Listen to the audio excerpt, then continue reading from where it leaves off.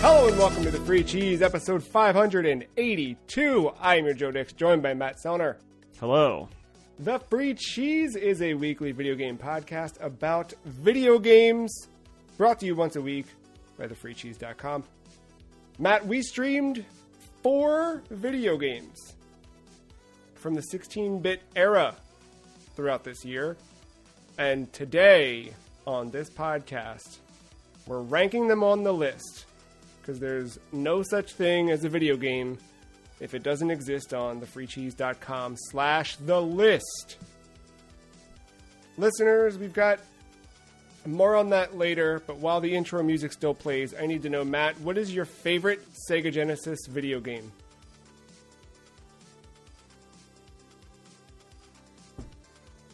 Sega Genesis. That's the one.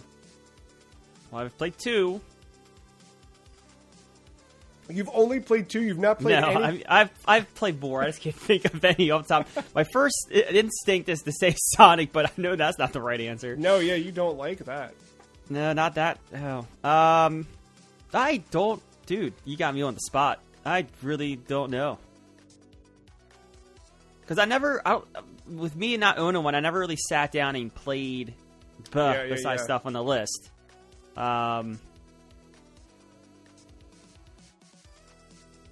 Oh, no, I go back to wasn't there fun arcade-like beat-em-ups like X-Men and stuff on the Genesis? Oh yeah, X-Men, Streets of Rage. Now you got me on the spot. El Viento. All the kids at home are screaming about. Yeah, and the rest.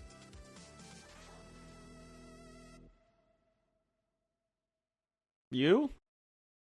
On Genesis or Super Nintendo? Sure. No, it's Super Nintendo, since you didn't own it. I think Earthbound's my gut answer. Oh, yeah. Duh. But, yeah. Like, the first game I feel like I really connected with on the Super Nintendo was Super Metroid. Granted, I really didn't have much exposure to the Super Nintendo outside of play here, play there, so the depth that I spent, for the most amount of time that I spent with the SNES, would have been on Virtual Console. And it would have been Super Metroid was probably the first, followed by like A Link to the Past was the second. And oddly enough, Super Mario World is one that I didn't ever really click with until, honestly, maybe not even until the Switch Online or Wii U, somewhere in that era. I just didn't, I don't know. Now I get it. I'm a believer. Still like 3 better, but World is something special. I'll give it to them. For me, though, the thing that always stands out about Super Nintendo games, and I'm sure we will continue to explore this and see this theme, but it's those games that were different than the ones I played on Genesis, but still cool in their own way. There's a stream from a couple years back where I did a solo run through some of Batman the Animated Series for the 25th anniversary of that show. And I played the Super Nintendo version because the Genesis version is incredibly difficult to play through. We had a little bit of that this year with one of the games we're talking about now, which is the Scooby-Doo game, which I never really played outside of just a pure small curiosity on Genesis. But playing the Super Nintendo version is a completely different game, totally different developer, totally different approach.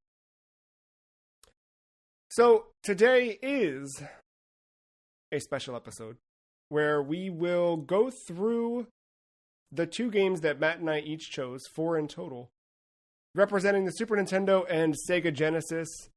We streamed these in an attempt to better understand the nuances of the respective libraries. If you missed it last year, we did a 3-part console ranking podcast series where we ranked 30 video game consoles. And we found that by the end of it, when we were really kind of vying for different consoles to hit a different position, it kind of just came down to, like, you could be as objective as you'd like to be, but the end of the day, like, you love what you love. And I was really pushing for Genesis. Matt was pushing for Super Nintendo, and for no fault other than, those were our things. So this year it was like, all right, well, we want to do more streaming. We want to check that world out a bit. If we're going to do it, why don't we do it with a purpose? And the purpose was to understand a little bit more of not the stuff that gets re-released all the time either. And I think we did a good job of that for the most part. I threw Sonic Spinball on there, but I think the other 3 games represent a reflection of those consoles that you don't typically see in the modern era. So, any other setup before we jump into the first game, Matt? Nah, I think you nailed it. So, to maintain our average podcast length, our goal is to limit the discussion around each game to 15 minutes each. We'll talk about the premise, the genre, the objectives of the game. We'll provide our opinions on each, while kind of going through the lens of the free cheese review categories, gameplay, visuals, and sound. At the end of each section, we'll sign off with our respective perspective, assign our scores, and then we'll rank them on the list. Our first game, Super Strike Eagle, developed by Microprose, published by Microprose, released on the Super Nintendo Entertainment System in March 1993. The back of the box reads, Super Strike Eagle, high-tech, super dogfighting action. If it's realistic flight simulation you're looking for, Super Strike Eagle is sure to blow you away. And blow your enemies away, too. In astonishing 3D flight, you'll deliver staggering doses of firepower and vicious dogfights. You'll devastate chemical warfare, plants, and strategic targets. And you'll fly scores of dangerous missions through several war theaters. Of course, your opponents are well equipped too, but with one of America's most advanced jet fighters at your disposal, you're certain to give them a warm reception. Super Strike Eagle. Its power is striking. The most realistic flight simulation available for Super NES. Breathtaking graphics bring to life true aerial combat. Digitized stereo sound! Exclamation point at the end of that one. Actually, there was an exclamation point at the end of all 3 of those, but... Hell yeah. Yeah, that was the one. So, Matt, you were the selector of our Super Nintendo library, and you added this one to the list. Why Super Strike Eagle? I guess, what is Super Strike Eagle, besides what we read on the back of the box? Like, what's the... It's a flight, it's like a dogfight simulator, kind of like air combat sim. I don't want to say flight simulator because Microsoft kind of owns the market there nowadays. So not quite that, but no, it's very simulation combat base with like bombing runs, dogfighting, even landing the damn plane. No, it's military combat simulator, but in the air. Yeah, the landing is key here very much. I did, in my review for this, I wrote about Ace Combat, which I think this is like an early look at what Ace Combat would become in a way. So why did you add this one to the list? So I'll probably repeat this when we talk about Scooby-Doo, but one of my rules was not only to choose SNES games, of course, but to choose from my library that we haven't played yet on the list, and that I remember in some way fondly enough, but not like mainstream Nintendo games. And this was one of them, and I happened to have the bin of Nintendo games. I was kind of flipping through, and I saw this one and was like, man, it's been a bit. I kind of remember this. I kind of remember liking this. And then I was like, yeah, why not? Let's give it a shot. In the past, when we were putting together the list and our kind of goals for each season, I feel like especially that first season we did this in season 10 in 2022, we were keen on trying new things, but also introducing one another to games that we played in our past. And I think, at least for me, and I think you, maybe, I mean, you tell me, I learned kind of the hard way sometimes that you can't always go back. And I learned that the things that I hold fondly, you and Mark at the time would not exactly hold the same fondness for, or find the same charm for. Do you think that applied when playing these games 1 and 2? Do you feel like the stream format sort of lessened the weight of them, so to speak, I guess. That was another thing with the stream format. I was careful to pick things that, you kind of, once you saw the loop. It may become repetitive if you play it for an extended period of time. It may throw in wrinkles to change the gameplay a little bit, but you got the gist of it pretty quickly. So I like, for as far as the streaming format, I kind of adjusted my picks for that. But as far as the fondness, like I think that was another thing too. I think those games that I did hold fondly, that I wanted to experience, we saw in season 10. Because again, I was picking a lot of games from like the childhood going forward, and of course, the Super Nintendo is a huge part of that. So, like, you got to see Stanley Cup playoffs. That game does not hold up like I remember. But, you know, it's up there. I think there's another Super Nintendo game that made the list too that year that did. Oh, Paperboy, yeah, that's sitting right next to old Blinks down there at the bottom. You know, stuff like that. I wouldn't say I hold those games like at the most fondly, but I think those games I held more fondly than these two titles. Yeah, I think so. And I agree.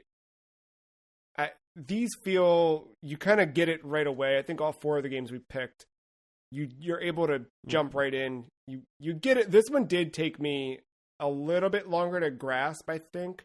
But once I got it, and I didn't want to stop the stream. Like, we tried to restrict ourselves to about an hour on these streams, but once I really got into it, I did not want to get out. Do you remember the first time you played this game, Super Strike Eagle? So, like, no, because all this stuff blurs together. Like, I don't a lot of these Super Nintendo games, I'm just so young, I don't remember the exact time when I put the game in. And I was super young. Like, my sister traded my uncle like the NES for the SNES, and that's how we got it. So I think we got it like with a mass collection of games, and my memory kind of starts to come in there. So we've owned it, and it was like I don't know, it was like the modern it was like the game pass of the day for me, because I just had all these titles, and I was just kind of always like, I don't remember having like 3 games and slowly building the collection to what we got. I remember having a solid collection, then adding to it. So a bunch of these titles, I don't remember the exact moment. Prior to us streaming it, when was the last time you played it? Probably back in the day. Oh, it's been that, yeah. Yeah, both games, honestly, when we get there. So then going into the stream, what did you think I would think of it?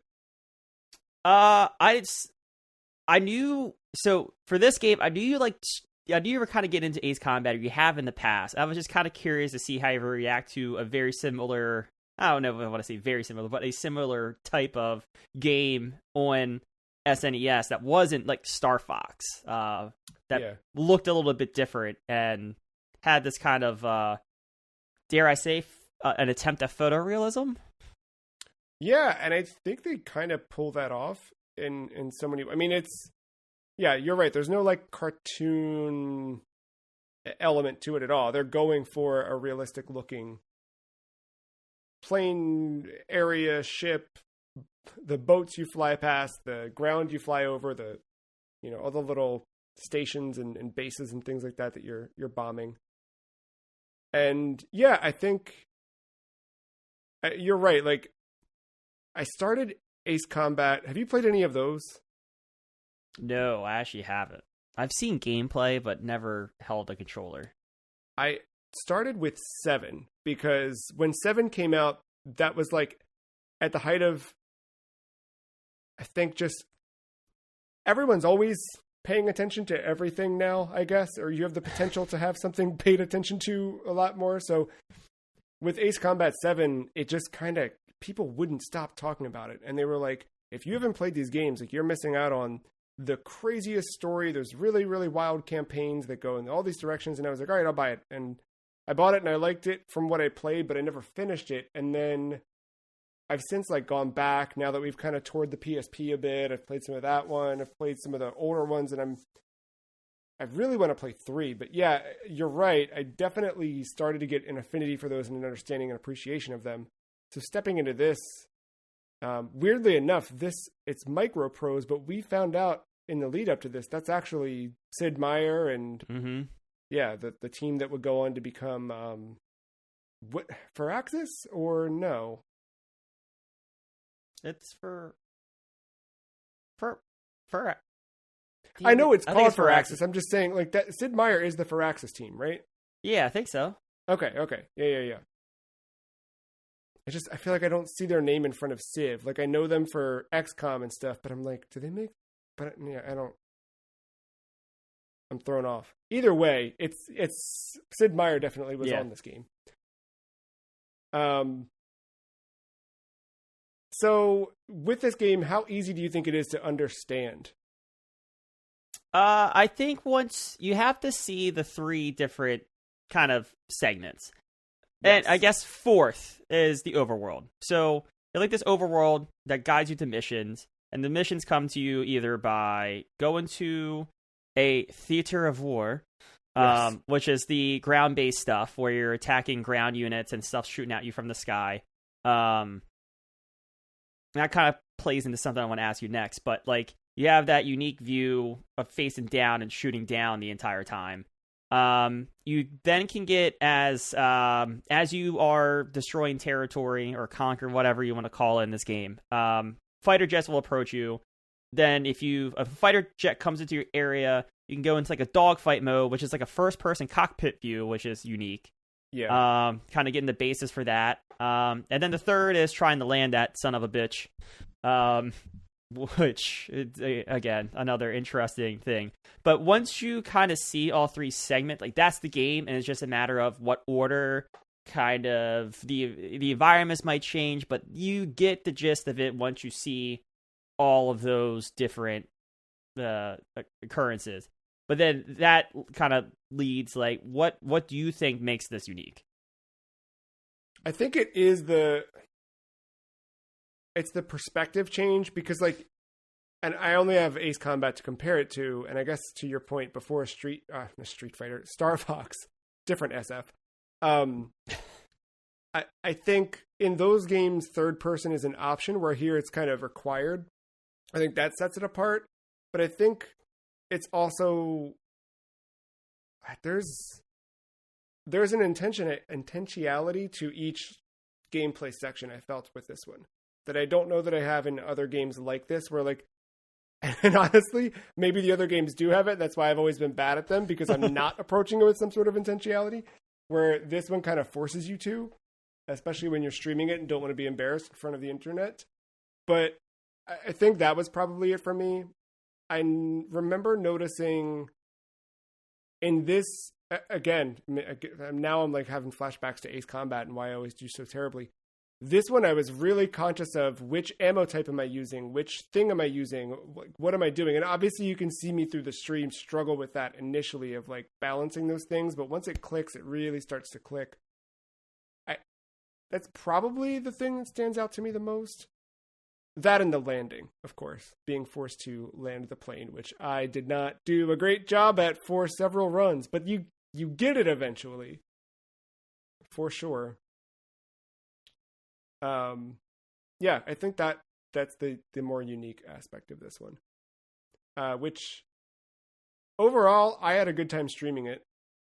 Did you play any of it now, kind of returning back to it a bit? I never launched the freaking game myself. Funny enough. I remember playing it. I remember playing it as a kid and having fun with it. Back then, I just remember it's a very frustrating experience once you start to get into the later levels, because it's everything over and over and over again. You have to start to monitor your fuel, your ammo, and there's just more and more levels with it. Like the simulation part does come in. So like the sim part can take away from some of that arcadey feel, which you have to blend those two things perfectly to have like a fun game, I would say. Yeah. You blend that line between fun and realistic as best you can, again, on the SNES. But no, I think if I had actually picked up a controller to replay this one, I would have I would have a good time with it, but again, I think like it stay. It could outwalk them at stay after like an hour. I can see that for sure. I know I kind of leaned in heavy at the beginning of the conversation on this game on, I don't know, some things that were a little less specific about the game. So I feel like I might have eaten into some of our 15 minutes, and we're under a minute left on this segment, technically speaking. But I don't want to rush necessarily, so we can kind of just get this to a soft landing, if you will. Because I want to talk a little bit about visuals and sound, and then just kind of sign off on this. We'll share our scores, and then we'll rank this thing. Visuals, it does go for a more realistic look, and I think they pull it off. There's, I think the planes look like you would want them to look. I think the environments look like you would want them to look. I think there's a nice sense of scale with everything too, which is important in a game like this. And the way that your perspective shifts, whether you're overhead, behind the plane, first person, I think all of that stuff works really well. The first person mode too, like having the cockpit and all the like control panel in front of you to sort of, like the little knobs and stuff. Not that you're doing much with it, but yeah. No, but you have to like watch and monitor. I think all that stuff's rendered really, really well. Again, for a 93, so we're 2 years into the Super NES. It comes out in March 93 too. It's pretty early, right? Like it's not like it's in the latter part of the console. It's right there, like towards the beginning of it almost. And they were pulling this off pretty well, I think. Yeah, I think I'll chime in just real quick. I think the visuals, like I said, they kind of go for this photorealism as best you can in a 16-bit era. And like you said, all the models look good. The only thing that is a bit of a detriment, the ground starts to look the same, and it's very hard to identify some of the things you need to destroy for an objective, which isn't the end of the world, but when it's things you need to destroy and it doesn't quite look like the thing you need to destroy, and you don't realize it until you've eaten up a lot of ammo and a lot of health being shot at. That's the only thing. But again, I don't want to discredit it too much, because like you said, I like what you said about the scale. I forgot about that part, like showing the altitude, having those blurry pixels kind of, or pixelating it enough below to kind of show how high up you are and whatnot, and letting the details render in. That was a good. That's difficult to do enough in like a 3D game, period. But to do that on the Super Nintendo with sprites and sprite scaling and like that's cool. I mean, old Silent Hill 2 had to have just a dense fall because it didn't have a draw distance. Like exactly. What like I mean, how do you think? I mean, I kind of mentioned Silent Hill, but like, how do you think it holds up today? I think really well. Like, and I was surprised at it because, when you look at Ace Combat 7 and then you go back to Ace Combat 1, you're like, why would anybody want to play this? Or same thing with like Gran Turismo 7 and Gran Turismo 1. Why would anybody want to? No. They're old games. We're moving on. Yeah. Only play new stuff. But I think realistically, like when you do go backwards like that, looking at older games, sometimes it can feel like visually, right? Like obviously things look better now. And kind of going into this, I was expecting it to look worse than it did. I think it still works for today, where, and I still think the PS1 Ace Combat games and Gran Turismo games still look great for today. But obviously they're not the same level of fidelity or realism that Gran Turismo 7 is going to have or whatever else. But I think this still works. I think it still it's readable, which is the important part to me. Like I never, while we streamed this and played it, I never was like, I don't know, turned off by it or like I couldn't figure out my way around or anything like that. This music wise is pretty light, but it does have a banger of an opening title track, which I really, really enjoyed. Especially when we were doing sort of our lead in and lead out of the stream. We got to hear that quite a bit in the headphones. So that was great. I think sound effects work really well in the game. Like there's a lot of jet engine sounds as you're flying. I think the general combat noises make sense. There's and it's terrifying noises when you're running out of fuel or anything else. Sorry. Yeah, then all the beeping. Yes. No, but it's like you said, there's like music at the main menu, and then our salute to life at the end. But another important visual you forgot to mention up top there. But what? Oh, there's like new music in the actual, like when you're in the overview. It's just a lot of it's just sound effects, and the focus on sound effects. Like you hear that jet engine, you are engaged, and you hear the beeping of missiles tracking you. You hear your shots being fired. You hear the explosions, and it's all focused because there's no like background music at all. It's just you and the air and your jet. That's it, man. That's all you need, really. At the end of the day. Before we rank this, final thoughts on the game. I think it's cool. It's a military sim in SNES or on SNES. It's I think you get what you came for here. No gingerbread, no lack of anything. No. It's kind of what I would expect if someone told me, "Hey, you want to play Ace Combat but on SNES and not Ace Combat?" What is your overall review score? Do you have it? You want to calculate it? I can share mine while you plug yours into the old spreadsheet. For me, cumulatively, everything all up and after the math happens, I'm sitting at a 7.8.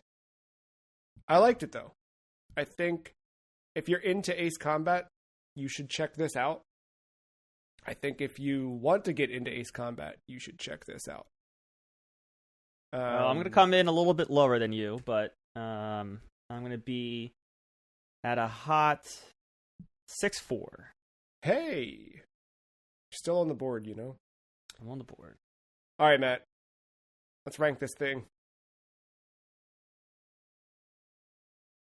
I don't think this is climbing the charts at all. You don't think? No, I think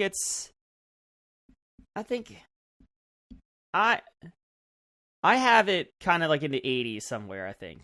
Maybe high 90s. Somewhere in there, roughly. High 90s. All right, so... Yeah, I was going to go above Valis 3, but then I'm like, I don't think this beats out Peggle. I don't think it Devil's beats out... Crush. Yeah, Old Devil's Crush. She's come back. I've enjoyed that we've brought her back after many seasons. It feels like the old Devil's Crush. Well, this is fitting.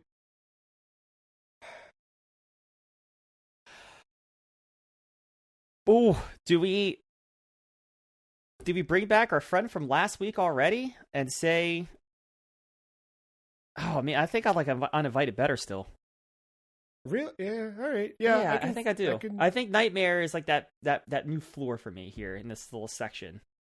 Let's do it. I'm not gonna go nuts with it. I will go Super Strike Eagle right here as our new 91.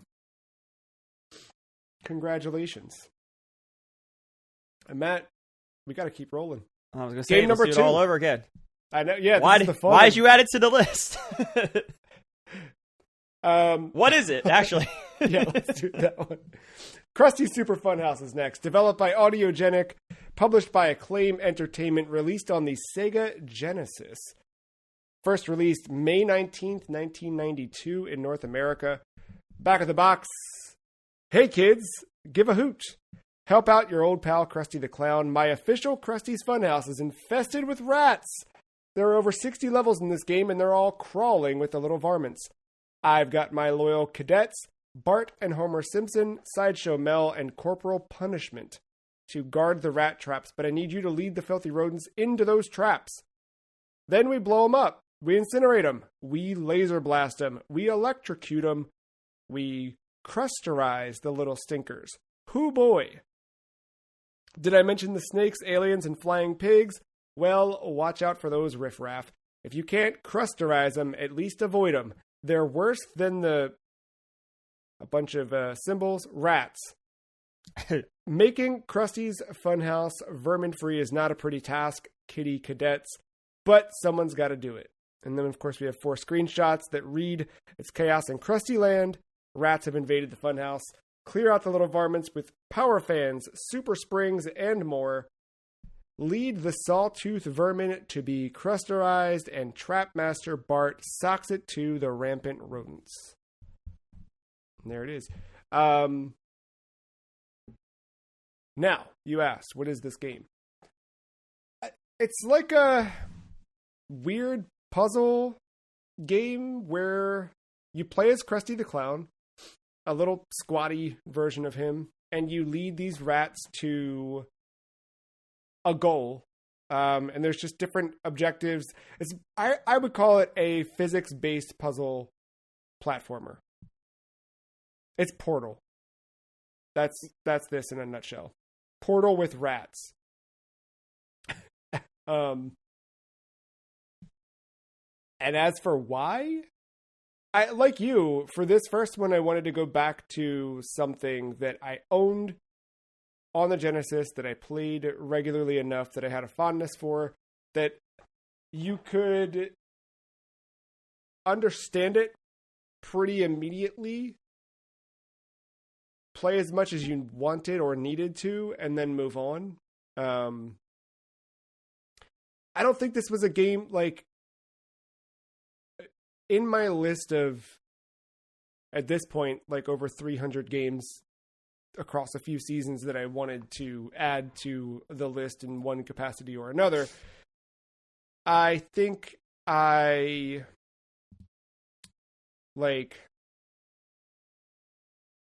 considered this, but I always rode over it, because how do you do a whole episode on Krusty Super Fun House? You know, you could, but we'd end up just talking about The Simpsons a bunch. And honestly, I think the more of this game you play, the less you'll have a good time with it. This is something for me that I remember as a kid, I mean, you saw this on stream, we got to a level I'd never seen before. So actually we did that in this and the other, and Sonic, but I have never cleared this game, but I always kind of come back to it. It's just sort of like I don't know, it's like a home base for me, or just a resting point. It's like mashed potatoes, right? Yes, I'll have the mashed. Why wouldn't I have? They're the best thing in the world, right? They're not, but I don't like mashed potatoes at all. Really? No. Dang. It's a texture thing.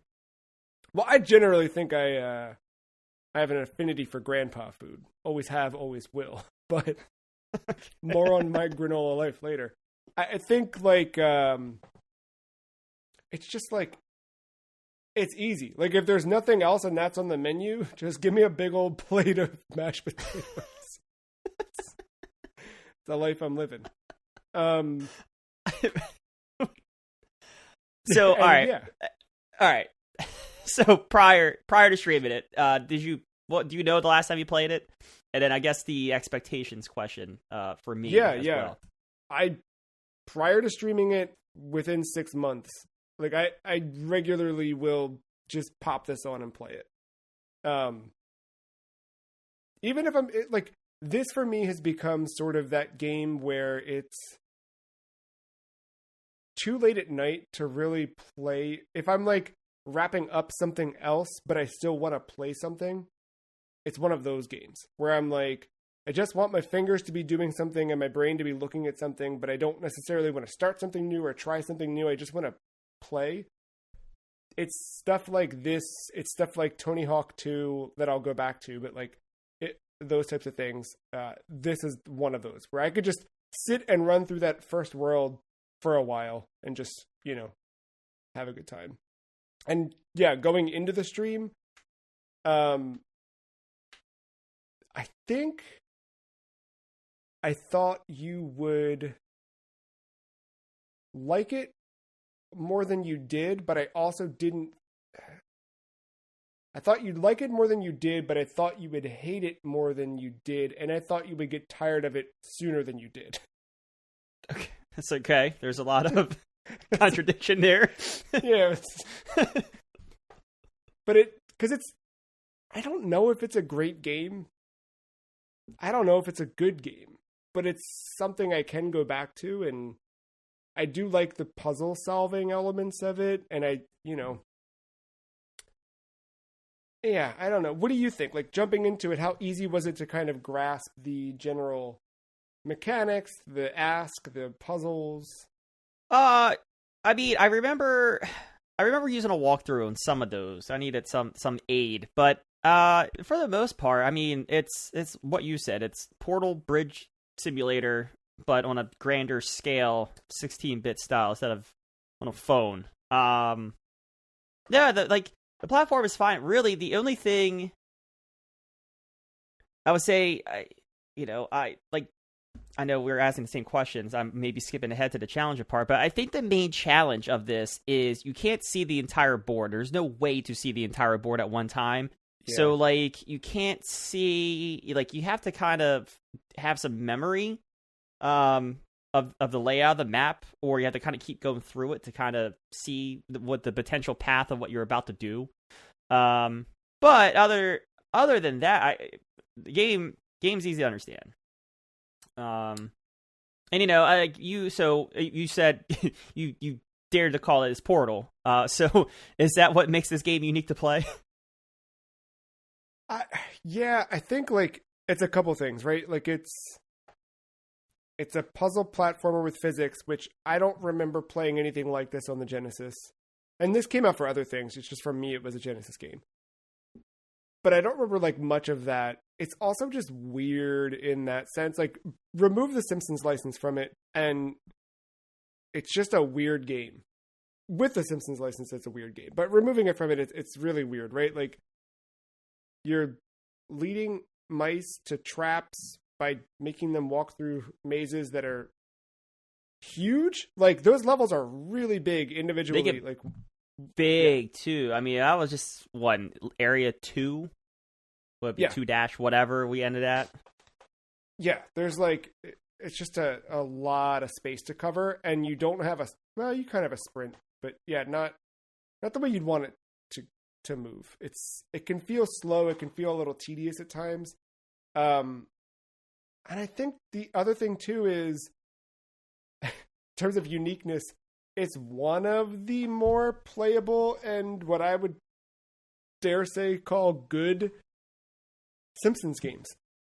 Because if you go back to those old NES, like Bart versus the Mutants or any of that stuff, like they suck. They are just not good video games. And there's some other ones later on that I think were pretty good. But to me, this one you're playing as Krusty, which like not the draw at all. You know what I mean? Like, right. Sure, play as Bart, play it. Like that stuff makes sense because he's the character you're drawn to, especially if you're making a game for kids. But Krusty, like, just weird, super weird choice, but it's the stuff that I also miss of that era of like mascot platformers for mascots that nobody wants, but that's who we got, you know? It's fun.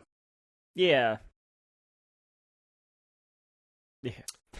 Yeah. Do you think it was, what do you think of the way it looks still? Like, does it capture The Simpsons? I think it does to an extent. It has some of the colors, but I mean, at some point, the levels have to kind of branch out and do their own things. That way, they could be distinct. It's. Well, I mean, doesn't the box art? Yeah, it says featuring the Simpsons on the front of it. Yeah, which is weird. No, I think it looks good. I think the Simpsons.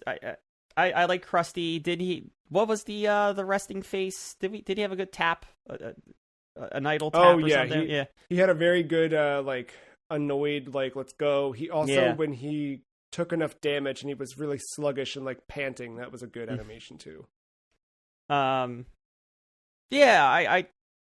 think it looked good, and I think it did its best to like bring the Simpsons like without telling me. You could have just said play this game, not tell me Krusty's Funhouse, and I'd be like, oh, this is a Simpsons game. I would have recognized Krusty. I would have recognized some of the other iconic things from The Simpsons, stuff of that nature. How does it compare? Like, we did South Park, The Fractured Butthole for the list a couple weeks back, and like, I guess months at this point. But with that, like, that is sort of a complete realization of like, let's bring that show to a video game. Do you feel like this does something similar for The Simpsons? No, because again, like, how many Krusty episodes are there? And there might be a lot more than what I think, but like when I think of The Simpsons, I think the Simpsons household, I think of Grandpa, Homer, Marge, Lisa, Bart, Maggie. Yeah, I couldn't think of the name. Santa's helper.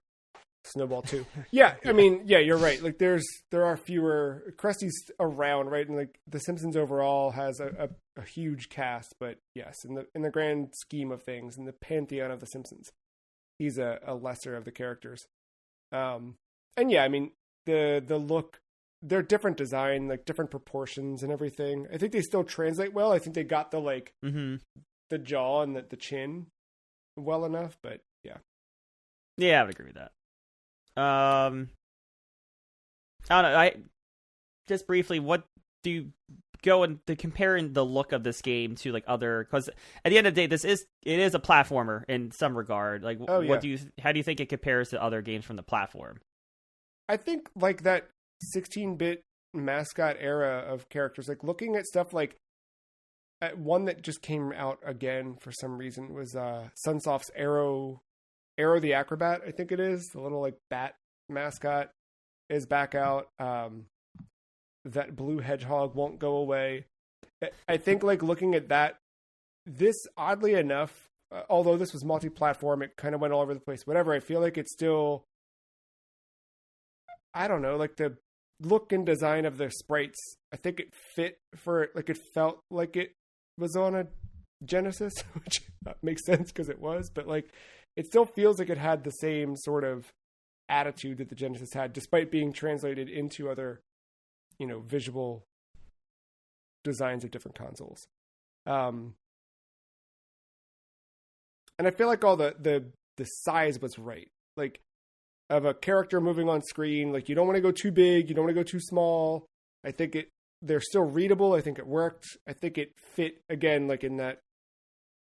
Right. I always will bundle it with Sonic and stuff because those were like my games. Like, yeah, I think it works. I guess sound. I think like I still hear the like that will forever haunt me. The sound, like there's all these little like sound effects. They're like. I'm sure like the mic might have even not picked that up, but like the like sound when Krusty gets hit with something from one of the snakes, or like the bouncing ball, like all those things, because this was such a like, I've been playing this game for 30 years, right? Like it's a core memory at this point. And I feel like because of that, those things will always stick with me. Whether or not they're good, I don't know. But I feel like there's a very realized sense of self in the game, I guess. It has an identity. Before you even said anything, I would struggle to remember like specific sound effects from when I played it, but the looping song for sure. Comes back. That one's there. There's a title screen theme, there's an overworld theme, and they all I think fit pretty well. And that changes as we go. Like as we went through the second world, like that music changes up, but still really good. Yeah, I thought it worked well. Yeah.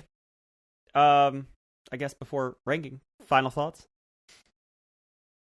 It's still one of my favorite games ever. I know it's not necessarily a great game, but I feel like... Oh, we all have those. So it's yeah, okay. Right? And I think like if you are into like a Lemmings type experience or something like that, where you just sort of want to set up a puzzle. It's not quite Lemmings. I don't want to set the wrong impression because that's more like set up things and see what happens. This is less that. Like there is sort of a single answer per puzzle. You can kind of get away with some weird stuff here and there, but generally you want to take whatever approach is designed for you. But just sort of to see you do something and the mice follow or the rats follow and end up in the traps. Like it all kind of, it works really well. I think, it's just a weird game. I wish we had more weird games like this, but I don't know that we will. What about you? What'd you think playing it? I think it's solid. Another one. Just I feel like I repeat myself from Super Strike Eagle. It's just like it is what it is. I don't think there's any extra gingerbread besides the Simpsons license on it. But I think the Simpsons license makes it stand out in the Genesis crowd a little bit. There's nothing bad. I mean, there's some frustrating things, but nothing terribly bad.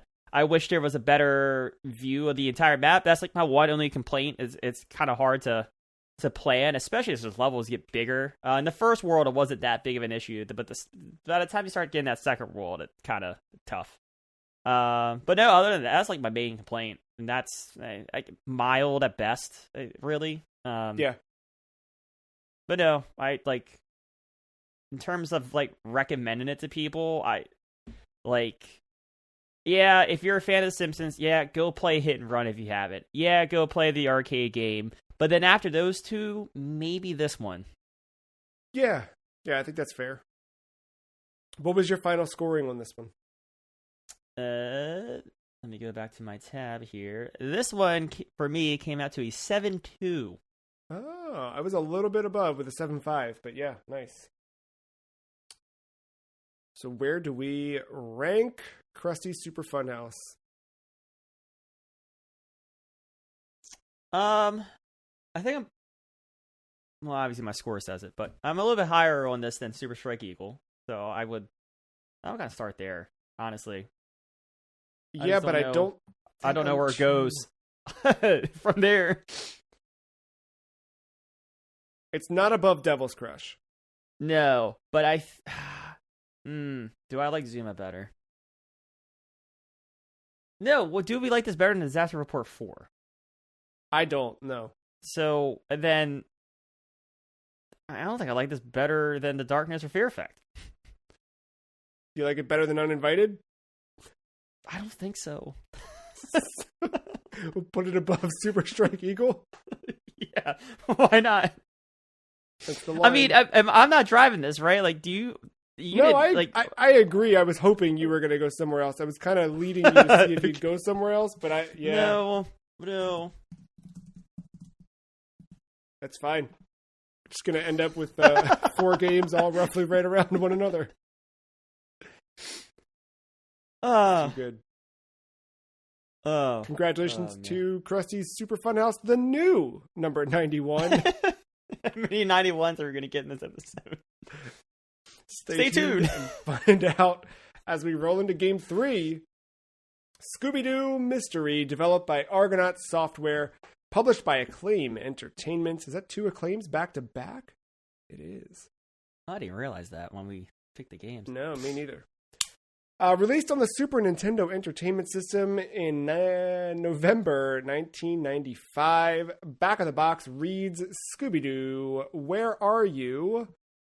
Scooby, Shaggy, and the gang are up to their zany tricks again. Zany tricks? With ghosts haunting Drabwell's ranch and a crazy pirate running Dead Man's Cove, you'll have to find all the creepy clues to solve the spooky mystery. Packed with classic Scooby sound effects, terrific Hanna-Barbera cartoon characters, and hidden surprises, Scooby-Doo Mystery is a scream. And we've got 5 little pull quotes beneath images. Zoinks, a ghost at every turn. Let's get out of here, Scoob. Shaggy and Scooby catch some Scooby snacks, and they show a picture of a bonus game. Then we've got the gang goes fishing for fun at the fair, and Scooby sniffs out the clues. This is, of course, as seen on Cartoon Network at the time of the release of this. I wonder if they still play Scooby-Doo on Cartoon Network. I wonder if Cartoon Network still exists. But things I don't know the answer to. We'll never know, truly. So what is Scooby-Doo Mystery, Matt? It's an adventure platformer, I would say. Yeah, it really, each level kind of shapes out to be like an interactive adventure where you're trying to solve a mystery. And there's platforming sections where you're jumping around to find clues, and you collect it in an inventory, and you interact with the various members of the gang, not to be confused with the It's Always Sunny gang. And then, of course, you use those items, you combine items, and you end up setting a trap to catch the monster of the level, and then you unmask them for them to say if it wasn't for those meddling kids and that stupid dog. Which I really did like the trap setting approach to this game. I know I'm jumping ahead a little bit here, but that was something that stood out to me. Like, it's such a crucial part of every episode of the show, and I feel like what I remember of poking at the Genesis version of this game randomly here and there, that one was more about just sort of moving through stages. Like, it felt more like a platformer and less of an adventure. Like, you weren't really solving a mystery that I recall. This one, you very much were tasked with that part of it. Was that key in adding it to the list, the mystery solving element, or what drove you? What were your other factors in bringing this one to the list? I know we've always like kind of joked about like making a new Scooby-Doo game, but like a weird, dark, edgy one or whatever. So that was kind of part of it. But I remember this game fondly enough, and I remember this game feeling like an episode of Scooby-Doo, and I was not let down by remembering the game that way. But yeah, I mean, really, that's it. And I knew like you probably get through the first level in a stream, so like, and of course, once you get through the first, like that's the gist of the levels, just in different environments. So that was a big reason picking it too. Yeah, yeah. Do you remember when you first played this? Was this one of those Game Was Pass? this just in the bin when you inherited? Yeah. I don't. So like again, I was so young. I don't remember. We probably got this new at the time, but I just don't remember. Prior to us jumping into it, do you remember the last time you played it? As a kid. Ago? Yeah. Again, the only thing I did with my select, I just like watched like 30 seconds to a couple minutes of YouTube footage just to make sure it was at least somewhat what I remembered. Yeah. That did a little pre-screening that way, but no, I hadn't played these games since childhood. What did you think I would think jumping into it for the stream? I was hoping you would like this, like the Scooby-Doo feel to it. Yeah. I didn't remember this game being the greatest game in the world, but again, it had that Scooby-Doo feel. And I knew you had an appreciation for Scooby-Doo, so I was hoping to get that out of you. Yeah, and you kind of like in the wake of playing this, it made me go watch Scooby-Doo Where Are You? A little bit. I didn't go crazy with it, but I watched a few episodes. And that was the thing that I kind of noticed while playing, and my memory of it as I sat down to write a review for this and everything.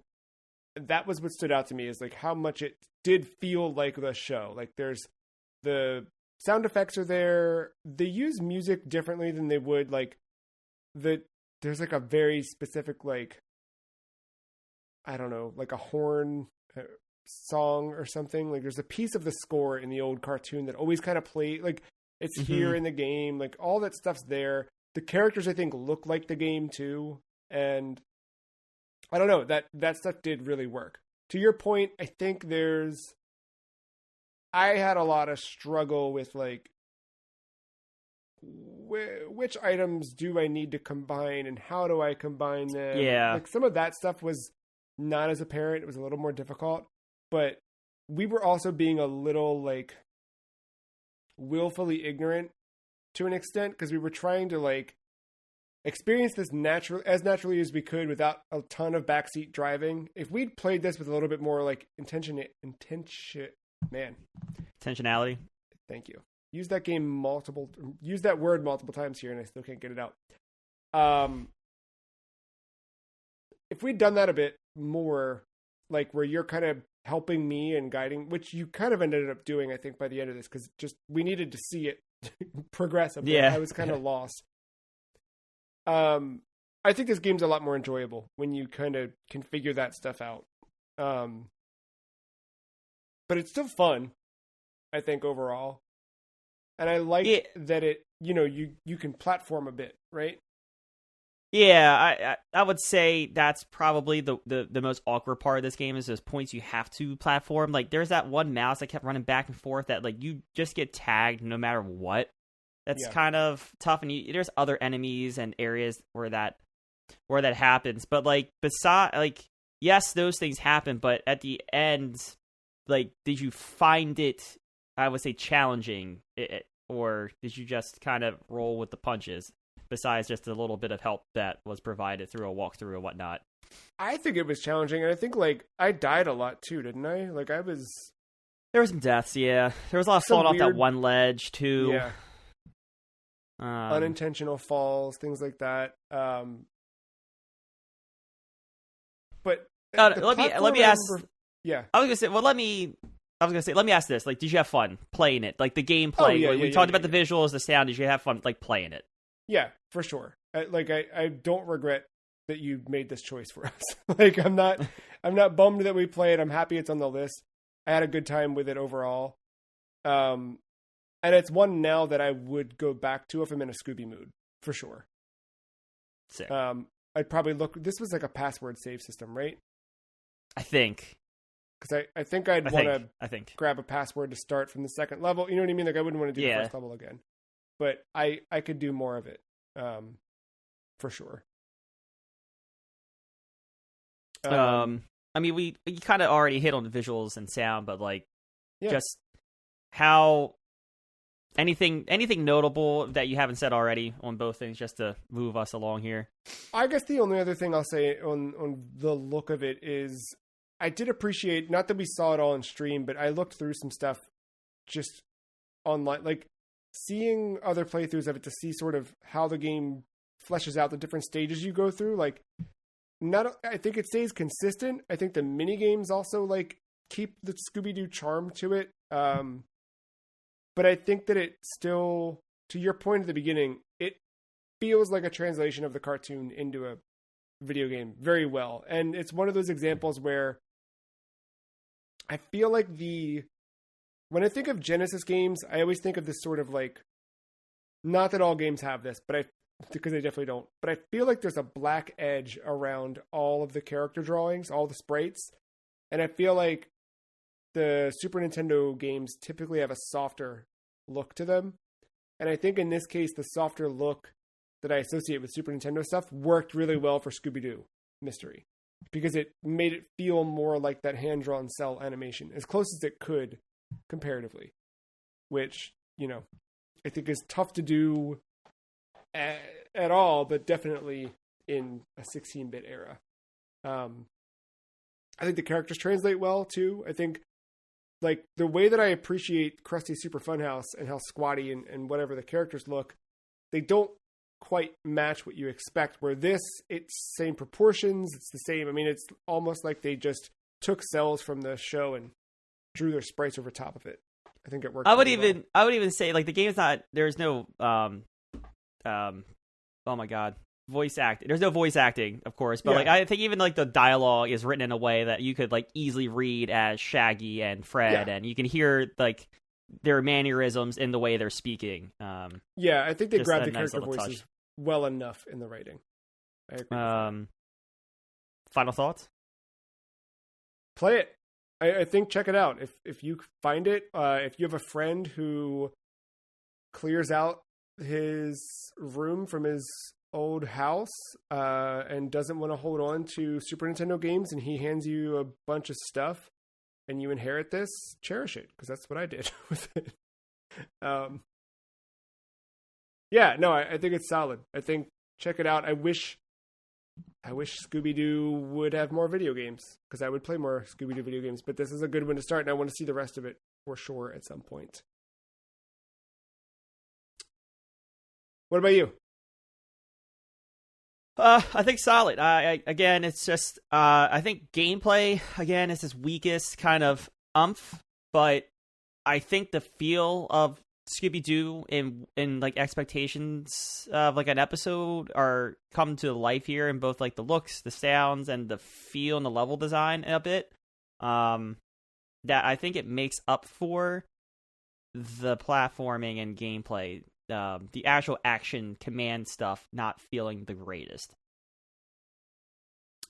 So, what was your final score on this one? 6.9. We flip-flopped. I had a 6.6. That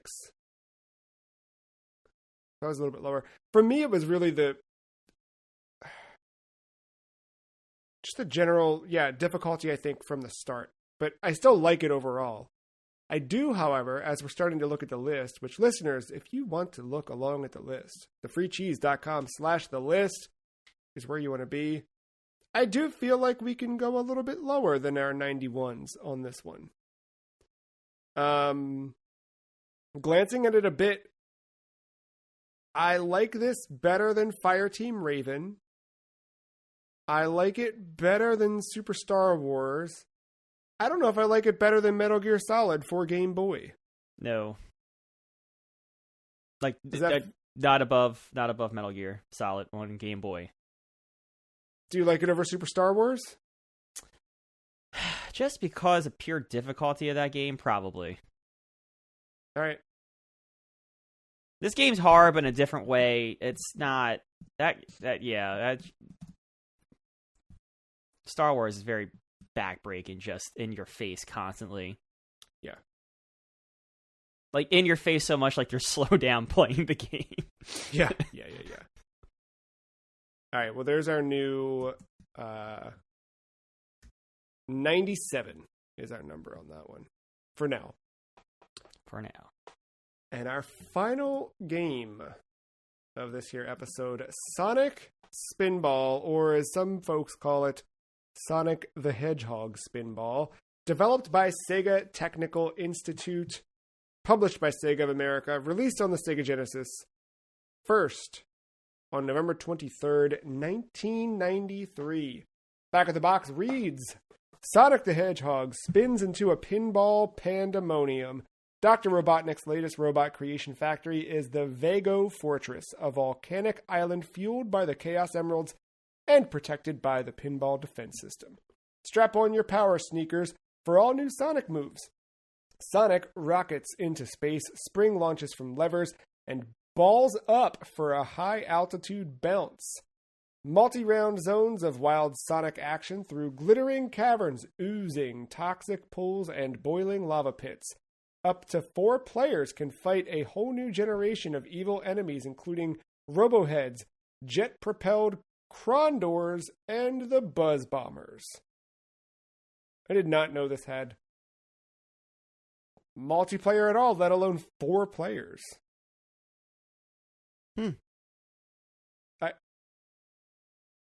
Wondering, did I grab the... No, okay, that says Genesis on the... I'm like, did I grab the wrong box art? Was this for, like...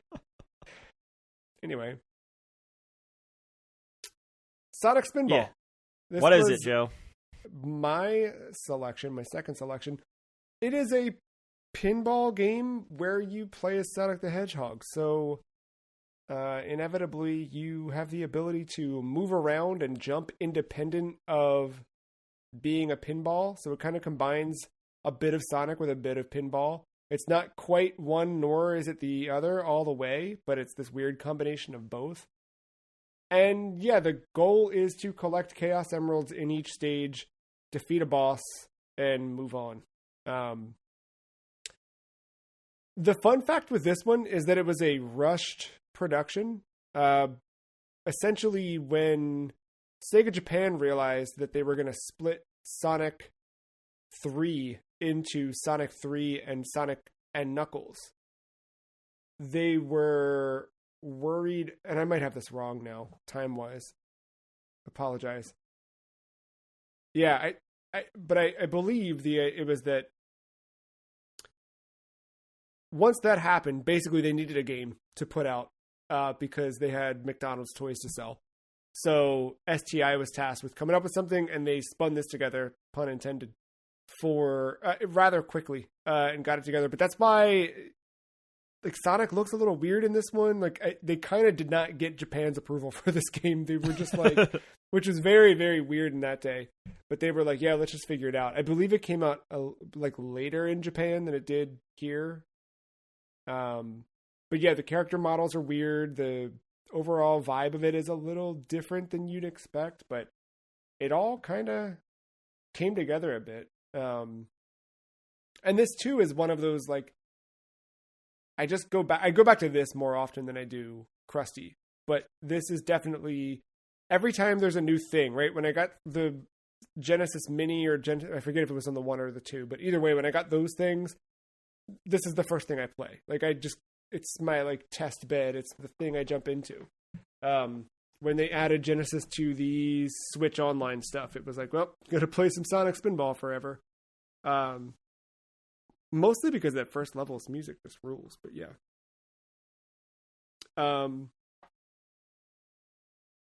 Had you played this before? You didn't. You never played this before we streamed it, right? Nope. So what did you expect going into it? Really, I expected more pinball. I didn't know there's some moving of Sonic. I wasn't expecting that, but and I wasn't expecting like the whole level design. I just thought it was just like kind of like Pokemon pinball, where it's like it's just really pinball with just like Pokemon aesthetics. I thought it was more like that. I was delightfully surprised though about the level stuff. I did appreciate that. That was just a little bit more than just Sonic on a pinball board. Yeah, because I feel like that surprised me. Like you liked this a lot more than I thought you would. I knew you'd like it better than you think you won't like Sonic games, generally speaking.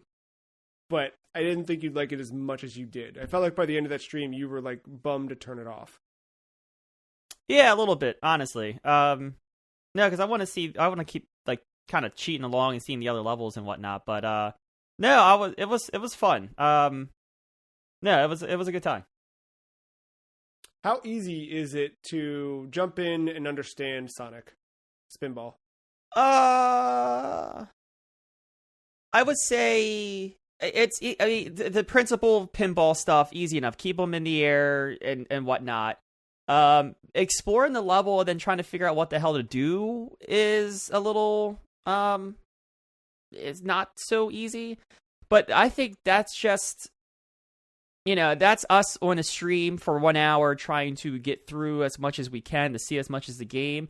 I think, honestly, if you want to spend 2 to 3 hours in the first level just exploring it naturally, you'll end up getting it. Like anything like that is just pattern and recognition and failing to, so many times trying to do something. But no, I think besides just like getting the lay of the land for what to do in a level, it's pretty easy to pick up. Did you have fun with it overall? Yeah. Yes. Yeah. Playing the game, I think it's fun. Like, I'm assuming you think the same way. But I'm curious, like, I do. Yeah. What are your biggest challenges with it as someone that plays it way more often than I do? It's honestly like the physics of it is super weird because he doesn't jump quite like Sonic, but he also has more mobility than a pinball. So, and you're forced to use that mobility. Like, it just needs a little bit of a tweak. Like, if you had a little, like, it almost feels like you're controlling Simon Belmont in this game and not Sonic the Hedgehog. So, when you go to jump, you just feel heavier than you should. You don't quite have the aerial mobility that you do when you're used to playing Sonic. I think if you can break that mental barrier, or if you aren't as attuned with classic 16-bit Sonic, you'll have a better time platforming in this. But that's the stuff that makes it difficult to really play it well, I think, because you just jump wrong. You think you're going to land the way you want to land, and you end up in acid or at the bottom of the water. I think that part's the most frustrating part too in this is when the pinball stuff happens, because I think losing a ball in pinball is inevitable. It's just part of the game, and it's something you accept the more you play it. But in a game like this, it really sucks when you lose a ball, so to speak, because you have very few chances per level to advance, and like I think a failure in this case and having to kind of restart, it just kind of really sucks the life out of the game. Yeah. Which thankfully on stream we were like, let's just use level skip codes. That's the beauty of these old games, is like they had that stuff. I have a question about visuals. How was it for the first time booting this up, starting the first level and not seeing Green Hill Zone? Because that kind of took me by surprise. Cool. Like really cool. Okay. All right. I love this first level. It's really weird. It's, what is it called? Toxic Caves or not? Toxic It's something Caves? toxic. Got that aesthetic though. Yeah, you're like in a swamp. Like it just sucks down there. It's not like it's it is the antithesis of, yeah, to your point, the blue skies, Green Hill Zone. Like it's totally different. But it's cool. It's dark and damp and weird, and it kind of lets you know right away, like, this is different than what you're used to in Sonic. But I like it. I like too how they translated Sonic's design aesthetic into a pinball map. Like, yes, it's still pinball, but they have put in, like, thinking of that first level, there's still like the not the claw, like the alligator thing that comes out. Like, it looks like a big, scary Robotnik machine, where you typically with Robotnik machines, you jump on their head once, they're gone, you move on. And yeah, to your point, you were pantomiming, but like, yeah, the actual flow of the level too has some of the like Sonic design. It's just padded Sonic things that are like the things I like in a Sonic. Like when you're going fast and you're just going boom, boom, boom, boom, boom, and it's like, oh, okay. Yeah, I think that stuff really, really works well. Yeah, I think it still looks good. I think it sounds good. That soundtrack still rules. I just listened to that soundtrack on its own. Yeah, soundtrack good. Sound effects, Sonic, which there's nothing wrong with the sound effects of Sonic. A really good like level completion or like Chaos Emerald get sound. All of those things, I think they stand out. And whenever you get the Chaos Emerald, there's a good sound effect, but it cuts right back to, like, it just starts the music fresh, even if it were in the middle. Yeah, that's really good. And to me, that was the important part of playing this game in particular, was it just has really good music, but it's also indicative of, to me, the Genesis always sounds so good. And this, I think, is like some of the best in class sound. There's tons of great sound on Genesis, but it's some of the best that I remember, and some of the best that I like think about frequently. Yeah, no, I think just beside, like, Sonic does have that slight off look compared to what you're used to in a traditional 2D Sonic game, but I don't think it distracts, because most of the time you're in ball form anyway, to be completely fair. Yeah. No, I think visually this holds up. I, like you, was kind of happy not to see a Green Hill Zone to start off. And soundtrack, there is a banger at the first. I don't remember the songs from the second, third, or fourth stage at this point in time, but no, banger at the first stage. And yeah, like you said, all the sound effects. It's Sonic, but it sounds good. What's your final thought on it after playing it? There's a 2D Sonic game that I do like.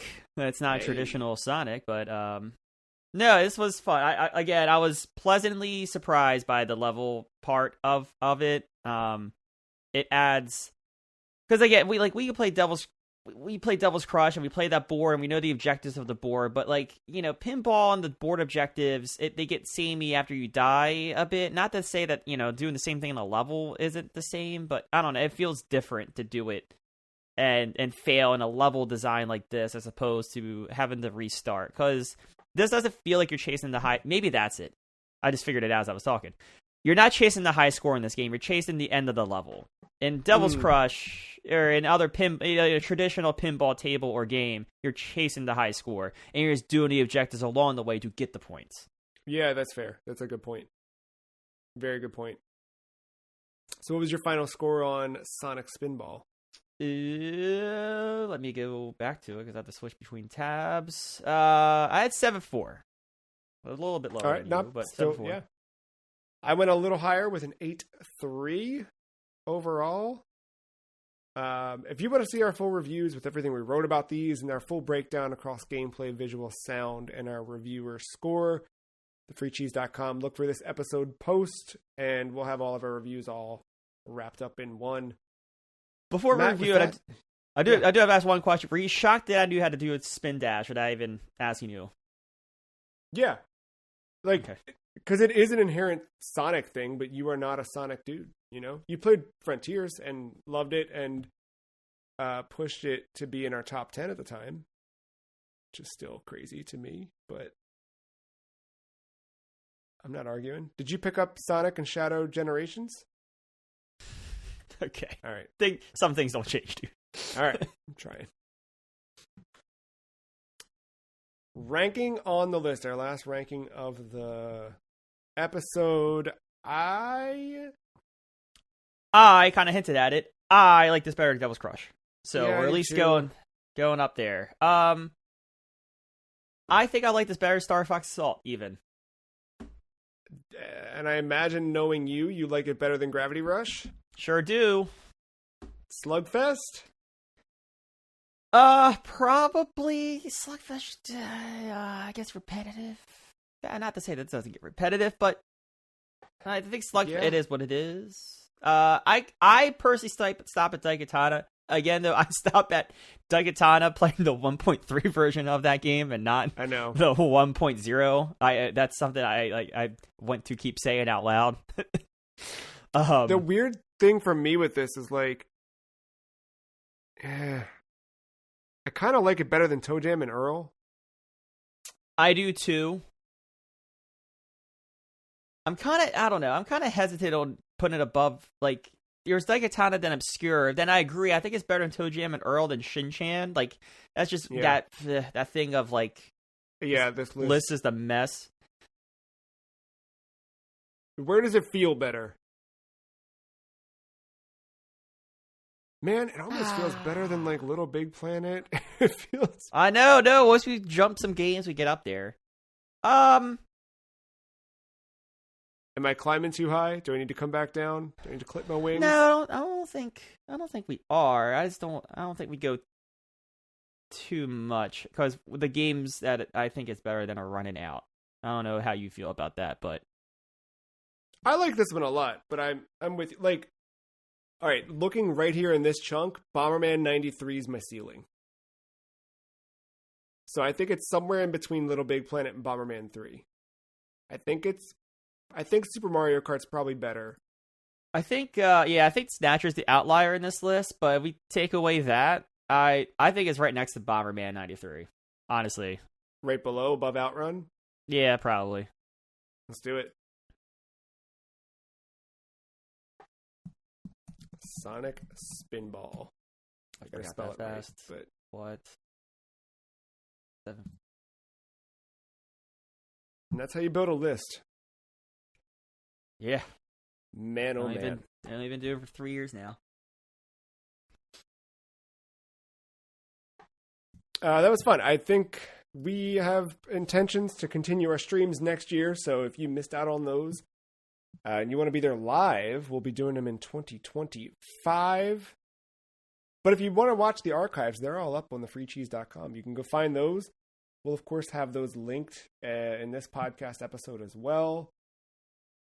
You can check out all the reviews, all the everything about these games, all on this podcast episode on the website. Next week, Matt and listener, starts our post-mortem on the Wii Sports Killers. We're going to kick things off talking about Tetris Effect Connected and Super Mario Galaxy 2 and just sort of talk about the year that those were and are. And how they rank, or not rank, let me be careful with my wording here, how they compare to Wii Sports overall. So stay tuned for that. We'll then do Halo and Pokemon Gold and Silver, and then we rank them all after that. So stay tuned for the thrilling conclusion to November as the weeks continue. Until then, thank you, Matt. Thank you, listener, for listening. See you next time. Bye.